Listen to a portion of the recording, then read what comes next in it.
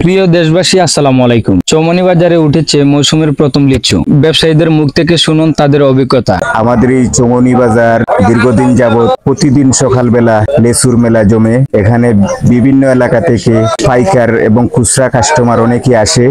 আমাদের লেচুর গুণগত মান ভালো। এই মানিকপুর চৌমনি বাজার এলাকার লেচুর খুব সুনাম রয়েছে, তাই এখানে কাস্টমারের এবং ব্যবসায়ীদের খুব আগ্রহ। আমাদের লিচু বর্তমান বাজার প্রতি 170 থেকে 80 টাকা, আর সর্বোচ্চ ভালো লিচু হলে 200 টাকা শ।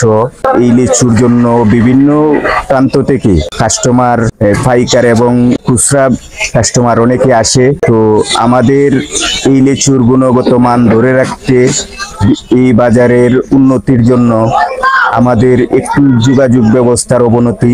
বাংলাদেশ সরকার আমাদের এই মানিকপুর চৌমনি বাজারের দিকে একটু লক্ষ্য দেন, রাস্তাটার একটু উন্নতি করে দেন, তাহলে আমাদের এই লিচুর আরো চাহিদা বাড়বে এবং প্রতি কৃষকই এই লিচু ফলাতে আগ্রহী হবেন।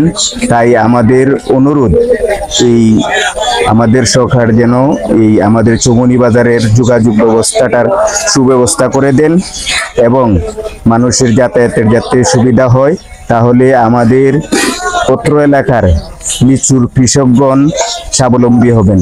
মানিকপুর এলাকার বাগান থেকে সংগ্রহ করা এই লিচু বাজারে ক্রেতাদের মাঝে ব্যাপক আগ্রহ দেখা গেছে। লিচুর রং, গন্ধ আর স্বাদে সন্তুষ্ট ব্যবসায়ী ও ক্রেতারা।